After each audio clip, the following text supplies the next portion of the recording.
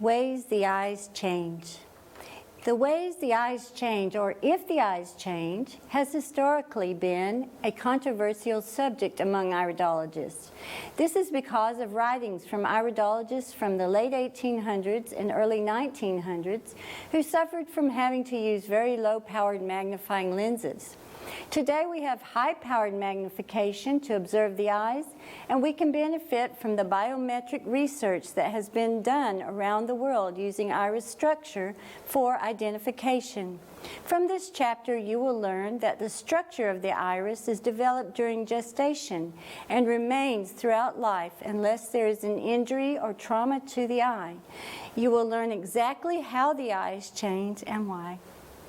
Now we're going to discuss the ways the eyes may change. Pigments may appear that were not previously there. They may be black, dark brown, brown, rust-colored, orange, fluorescent orange, red, or various shades of yellow. Notice in these pictures a pigment appearing at 2:30 in the right iris after 20 years. Lighting was slightly different, but was still side lighting in both photographs. These pigments were taken with film so that the color looks a bit different. Even so, you can see from the iris structure that it is the same iris.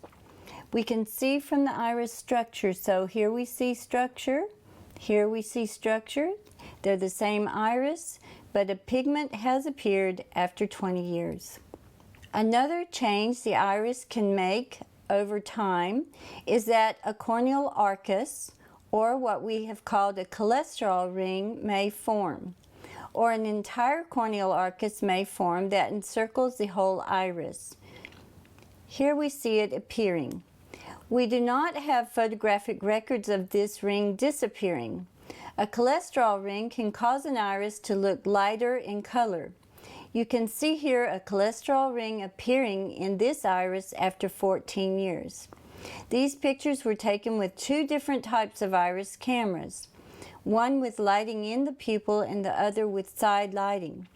Still, you will notice from the iris pictures it is the same iris. The structure is the same, but fats have been appearing inside the cornea. So a cholesterol ring is appearing. That is another way the iris can change. So the changes that we have actually proven in iridology are fibers may appear to become slightly lighter or darker, especially in a mixed iris. However, this could be due to pupil movement, lighting, or the color of the clothes the person's wearing that day can cause reflection in the eyes.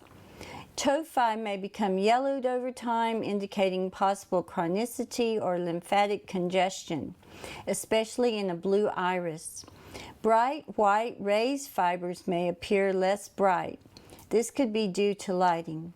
Appearance of the circulatory ring may change from a lighter blue to a darker blue, or from a dark blue to light blue, or become almost invisible. Pupil may become larger, smaller, elliptical, distorted, or flattened in areas that correspond to areas of spinal injury. The color of the iris may appear to darken when the pupil is large and lighten when the pupil is small. The collarette, iris fibers, and lacuna will move with pupil change. Transversals may possibly appear. Though transversals are also genetic, some iridologists believe they may appear in one's lifetime. Though I have never seen photographic evidence of this, we have never seen one go back into alignment as a radial fiber. We need more definitive study about this phenomenon. Iris fibers and transversals may become vascularized. A person may be born with iris fiber vascularizations, but we believe they may also occur from wear and tear of the person's body during their lives. Once the connective sheath of the fiber has worn off and the iris vessel has become pink or red, this sheath has never been seen to repair itself. And now we're going to discuss what has previously been called healing signs. Previously, iridologists have thought that fibers coming into a lacuna were called healing signs. Now we have proven with high-powered photography that those fibers within a lacuna are actually there in young people, old people, sick people, and well people. As you can see, these two irises are the same iris.